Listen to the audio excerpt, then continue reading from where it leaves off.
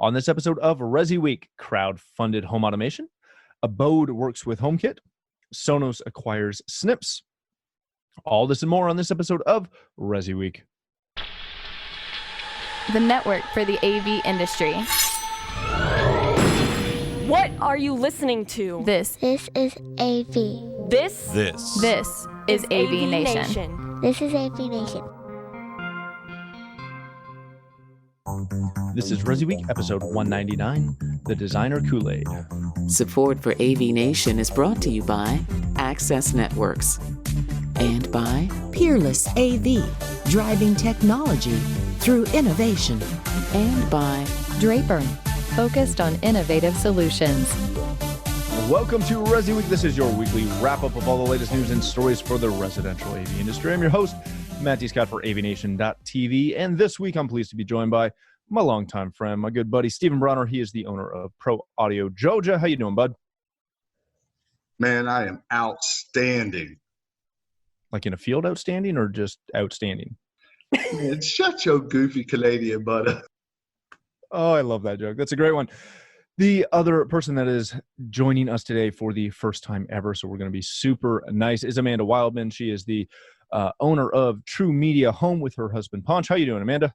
I am doing great. Thanks for asking. Thank you so much for being here. All right, ladies and gentlemen, let's kick this off with a story that comes to us from CE Pro. Something special about Domatron Home Automation. This is a new automation platform that just launched on Indiegogo, which is just the funniest website name to me. If you haven't seen this, check it out. It's along the same lines as the majority of most failed home automation hubs that went before it, with the exception that this one is boasting some AI as well as some additional geofencing, but more importantly, zero programming and Qi. I think that's the Qi. Yeah, they're making that up. No, no, they're making that up. Stephen, I want to start with you on this one. We've seen this movie before. We've read this book. It's something that looks really good in marketing. The video looks, polished. The photos look cool. It's just another basic home automation hub that quote unquote programs itself. Do you have, as one of my resident programming friends, do you have any faith, and I mean like anything above zero faith, that this will actually program anything on its own? Or is this all smoke and mirrors like we kind of expect it is? I'm trying to figure out why this even made the magazine article. Like, what in the... I'm looking at this like, really? Okay, so here's the hidden secret. My wife calls Kickstarter my home shopping network. I love Kickstarter. I go on it all the time. And for those of you that know my wife, she's freaking amazing, and she's a gangster, and she cuts me no slack, which is the kind of woman I need. So when I saw this thing in an article, I thought to myself, this must be a slow news week. I mean, what kind of shoes is Julie wearing would be a better story than Domatron or whatever this is called. They'd be the blue tall ones that she wears for CEDIA. It has to be the blue tall ones so she can see over the chairs. So here's the thing. It's I love them, and these guys at CE Pro, they have to fill the air. This is literally a non-story. This thing is gonna come, it's gonna go. It's pretty. I get it. You can stack one on top of the other and charge it. Psst, who cares, man? I mean, honestly, it's kind of like, okay, this is just another gadget. Yeah, it's kind of cool. They say it'll program itself. We all know it won't.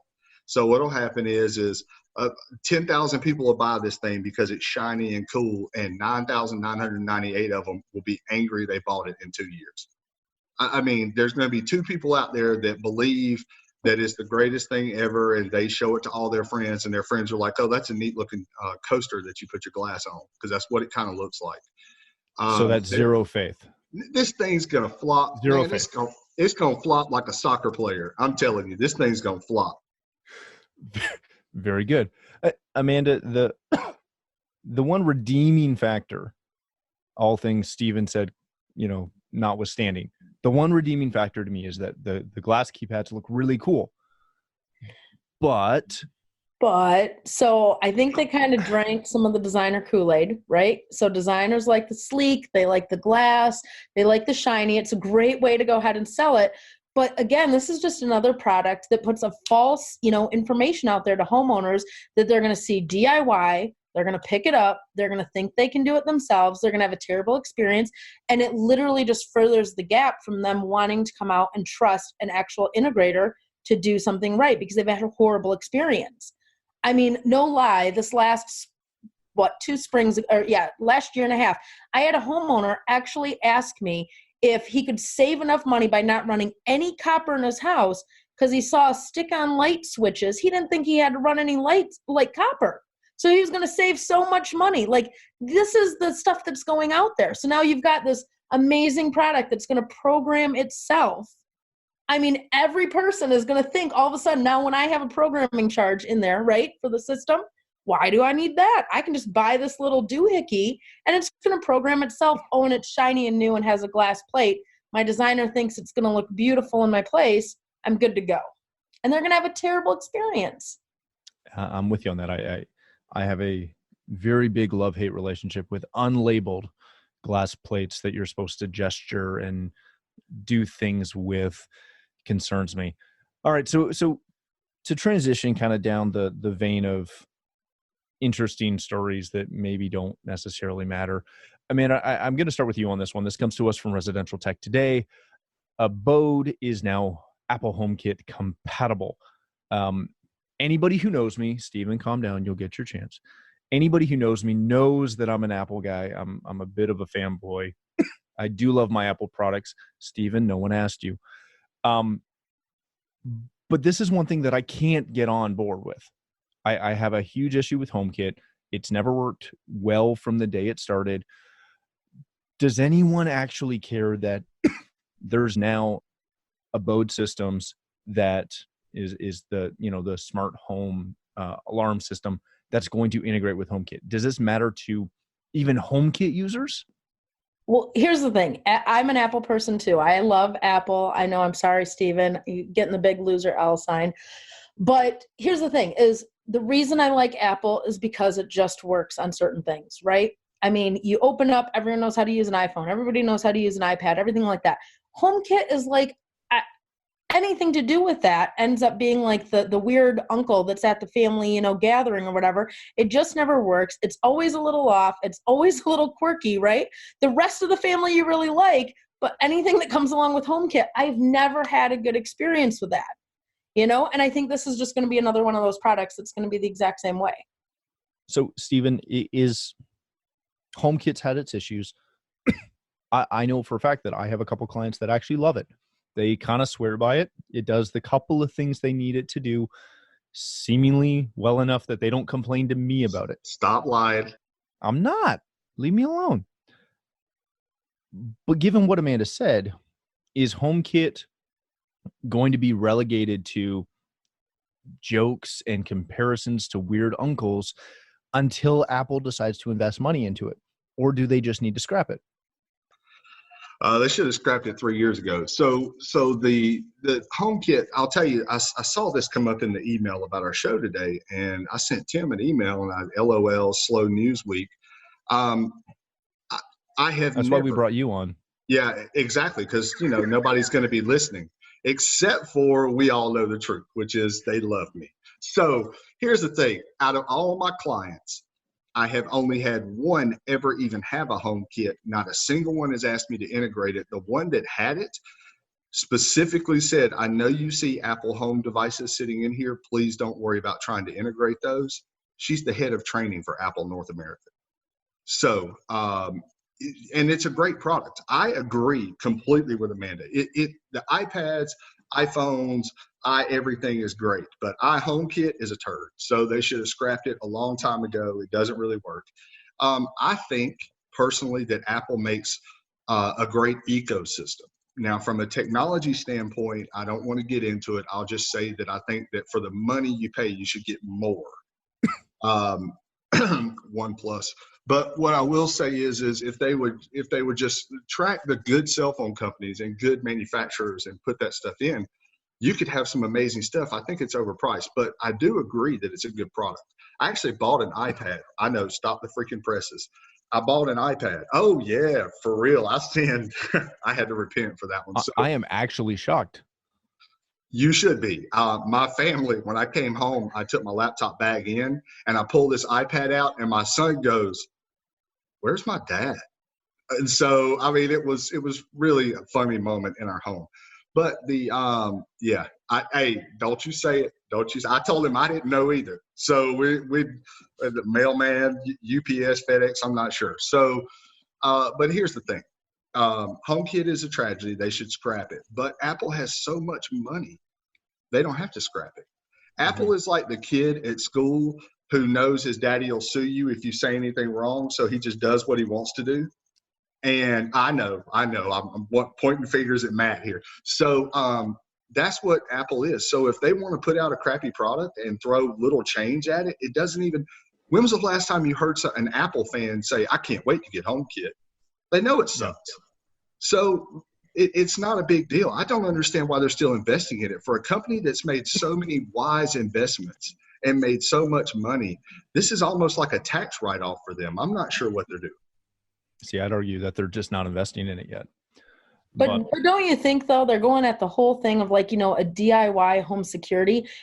Everyone's trying to come out with some sort of security option for people because people are sick and tired of paying all of these fees, all of the stupid money for something that they don't understand. So you slap DIY in front of it and everybody wants to think that they're secure, So Apple says, it's a DIY product. It's going to give you home security, all of these other types of things.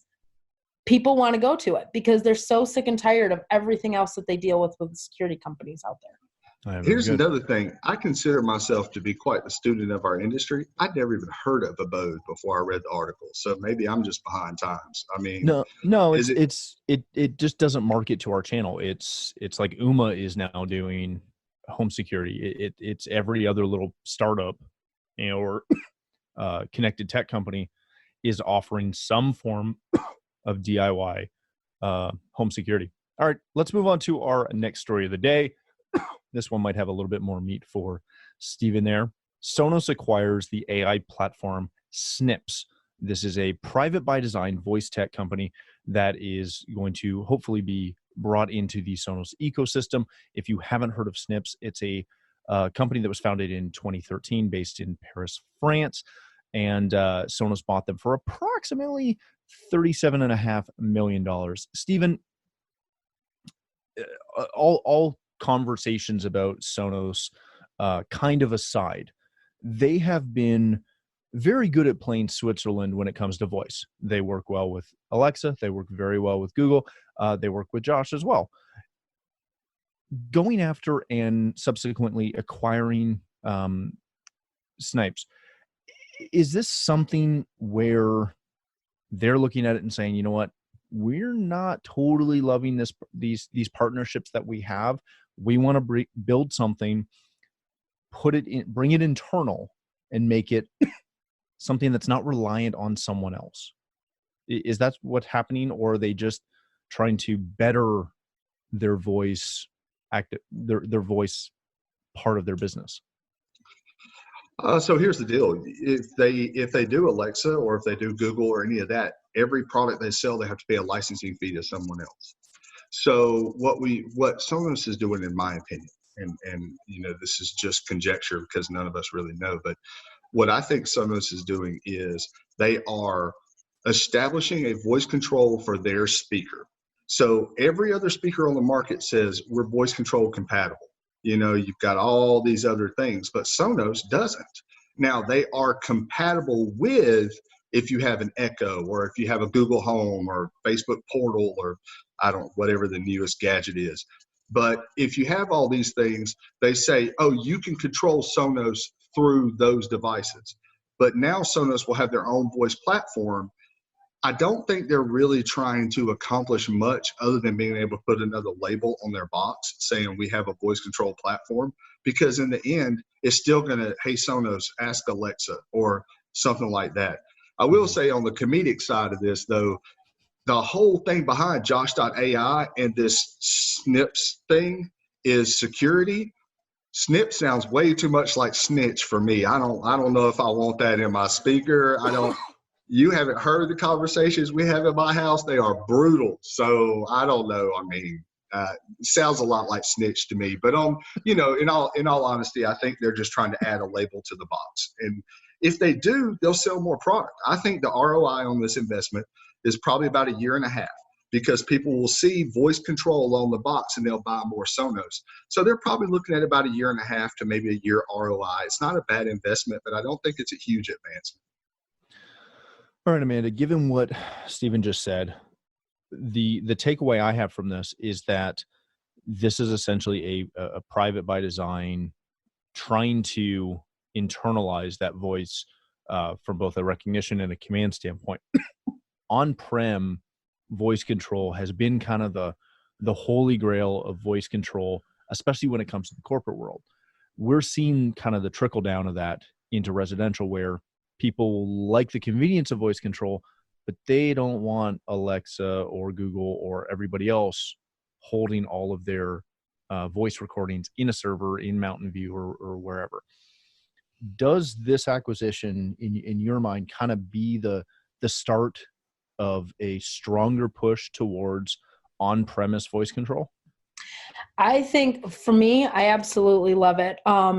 For the fact that it's allowing people to get involved with technology that might have been scared or might have been nervous about it. I mean, I'll give you a perfect example. I actually put an Alexa, of all things, in my 89-year-old grandma's house, which, by the way, if you've ever watched that SNL skit on the whole Alexa Silver, I mean, that's a stitch and a half. But since my name's Amanda, my grandma for like 3 weeks called it Amanda and couldn't figure out how she couldn't get Amanda to turn on and turn off because it came from me. So the change of the name is absolutely accurate. But what it allowed my grandma to do is to be able to, get involved with technology that maybe she would have been nervous about before. She didn't like picking up a remote. She doesn't like dealing with, having to push buttons. That makes her nervous because the moment she has to touch something, that makes, a lot of people nervous. I'm going to break it immediately. Where if I'm just talking to it, that's a totally different concept, right? And so I think it opens up an opportunity for technology to people who might not have had it before. And as you see people aging in the home, as you see people with, different disabilities or abilities, that they can now start interacting with different technologies, I think it's a cool thing. But I do think that people get really, really nervous about who's listening. People freak out about that. I don't know what they're all talking about at home, Stephen. I don't know what you got going on, who's buried in your backyard. But at my house, you could record probably the conversation, and all you'd find out is my husband and I, we work together, and some days we got great days, and some days we're spouses working together. We go in opposite jobs. But, other than that, or that I'm winning at parenting, I got teens, but that can be interesting. So I don't know. I think it's going to be great. We're going to see a lot more stuff with voice, and I think that this is going to be a good option for them. They are going to sell more product no matter what based off of it. It's another new shiny thing for them. So I want to say one thing about the on-prem voice control and things like that. I heard you mention something about commercial environment. I have never seen voice control deployed in a commercial environment because the IT guys, I tried to do it once. They needed it because they were, let's just say, technologically challenged. And the IT people just flipped their lid. No way, not going to do it. What about corporate secrets and all this stuff? I mean, I've just never seen that. But I will say that I do like the idea of a voice control platform that doesn't report back to the CIA or the FBI and I'm not talking about anything serious. I mean, it's just, here's the thing, and I'm a broken Windows guy. So yeah, if you're listening to me talk about my day and how much my day sucks, are you listening whenever I talk about, personal financial information? I'm a small business owner. So as we all know, like it or don't like it, nobody knows how much money we really make. So that's the kind of stuff that I don't like. But I have an Alexa in my house. Side note, back to what you said, Amanda. Alizé, whatever you want to call it. There is a Saturday Night Live skit called Alexa Gold. And I promise you, if you watch it, you will thank the fact that you listened to this podcast. It is the funniest thing I have ever heard. These old people call this thing Ophelia, Alizé, Allegra. I mean, they call this thing, it is hilarious. So go and watch it. If you listen to this, the Alexa Gold from Saturday Night Live, no politics in it, which is very unusual for them. But it is hilarious. Absolutely hilarious. Very good. But yes, Stephen, that is the big push with voice in corporate, is it has to be on-prem. And there are people working on that and making that happen to facilitate that. All right, let's hit our last story of the day. We'll hit this pretty quickly and wrap up. This comes to us from Residential Systems. SnapAV products are now going to be available directly to Canadian Control4 integrators. Amanda, I'm going to start with you. Obviously, this is a fun topic to have with two Americans who don't deal with Canada. Do you just finally feel like you exist now, Matt? We're finally validated. Like seriously, everywhere. Why do you think in the I'm wearing world, plaid today? Everybody under the sun can get SnapAV, everything under the sun. Finally, Canadians have it. World domination. Well, hold on. Whoa. To be clear, time out for 1 second. We can get SnapAV. We just work with one of Canada's premier distributors, Staub Electronics, out on the West Coast. Those are some great guys. My company buys from them. They are fantastic. So you have been able to get SnapAV products, but now they're going to be able to be purchased directly from the Control4 back end. So, Amanda, this is something that we talked about when SnapAV bought Control4, was that part of what they were buying was this massive distribution network that they had globally. This is obviously kind of the first step to that. Do we view this as the first step to that kind of domination through Control4's network, or is this just another side note for Canada? Well, another side note for Canada. You exist on the map. You can now buy direct. I just think that it's part of their strategic plan. I mean, they weren't just going to, sit there and buy it for, there was going to be the distribution channel. There was going to be, how do we get this product? How do we get all of our products? How do we get the host of products out to everybody? And I think that there's more and more of a push that, again, you're almost part of that SnapAV ecosystem, right? Where like anybody that is buying from them is starting to buy more and more and more of their products. So, I mean, it makes sense to have it available through that distribution channel. And I just think it just makes it easier, for someone to get the product. I don't know how that other distribution company in Canada is going to feel about it. I don't know them. I don't buy from them. I think you're going to see real quickly where the loyalty shakes up. Who's going to jump ship real quick and, go off, or, who's going to have loyalty to them. And I mean, it comes down, I think, to relationships. So, I mean, hopefully I'm hoping that they've got some great relationships going on with you guys and can answer all of the questions. But it always makes me a little bit nervous and a little bit worried for, the distributor that kind of, why would I go to them if I can go directly to Snap and then get all of these other things? That makes me a little bit nervous for them. Yeah. Stephen, when you hear Amanda talk about that was kind of leading into my question for you. Is this something that the local distributor, in this case, Staub, should be concerned about? Is this just another part of doing business? You guys have in the States have seen Snap come in and purchase up distributors. Obviously, that's not what they're doing here. They're kind of taking potentially some business away. Is this something that distributors like Staub globally should be starting to pay attention to and say, yeah, we might lose some of this? Now, again, keep in mind, it's only for, direct Control4 dealers currently. So it's not like they're opening up their catalog to everybody. But there's a lot of Control4 dealers. I don't think they are starting to pay attention. I think they've been paying attention for a while. SnapAV, here we are, just another month, another big SnapAV story. It's not every month they're jumping leaps and bounds. When was the last time a month-long news cycle went by and you didn't hear SnapAV? I think it's a brilliant strategy. They're always at the forefront. Matt, you know this. I have thrown fits every year at CEDIA when you tell me that somebody won't get you product, and I go to that manufacturer and tell them to give you the damn product.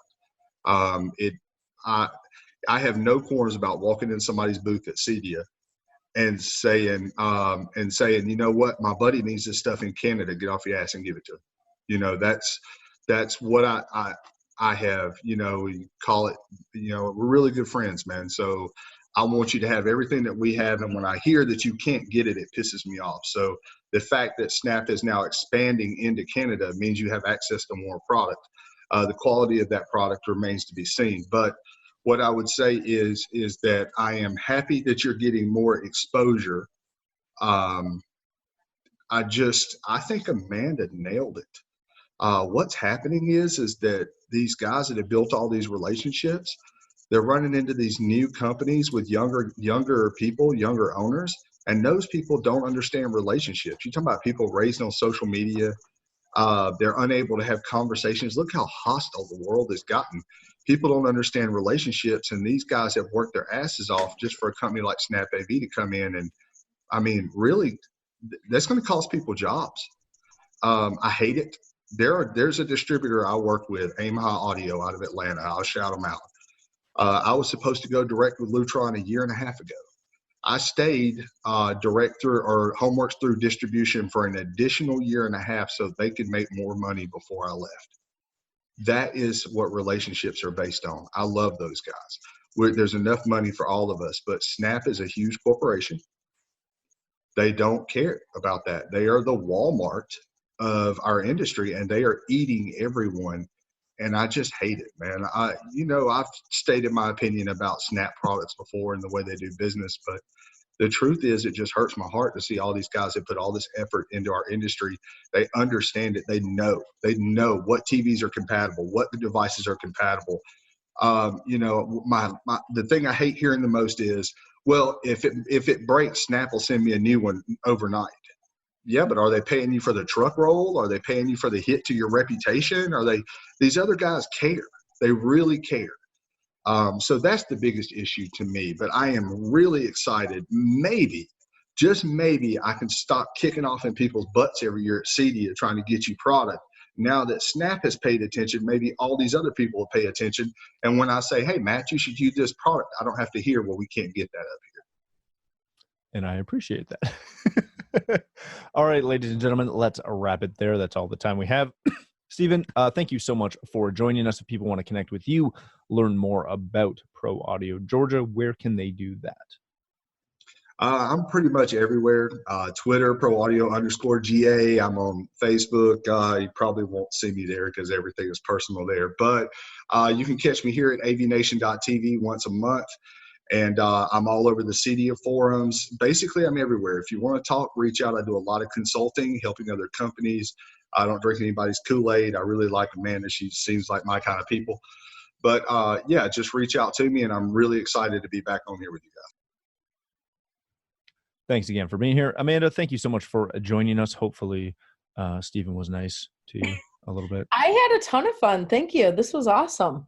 If people want to connect with you, learn more about True Media Home, as well as maybe connect about CEDIA, as you are a incoming board member. Congratulations on that. Where can you find that? I am anywhere pretty much online. I'm on Twitter. I'm on Facebook. I'm on Instagram. Just look up True Media Home, and it's spelled a little bit different. There's no E in it. So TRUMEDIA Home. So yeah, I'd love to chat up with anybody, talk to anybody about what's going on in CEDIA, what's going on in education, some cool new things coming up. And thank you so much. It was super nice to meet you too, Steve. She's just saying it was excellent. It was excellent meeting you. And I even tweeted out my vote for you. So congratulations on your CEDIA board seat.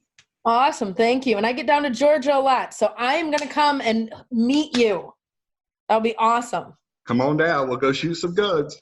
Yes, we got lots of guns here too in Michigan. We're good. Oh, I'm going to pray for you both. It's hunting season. It is hunting season.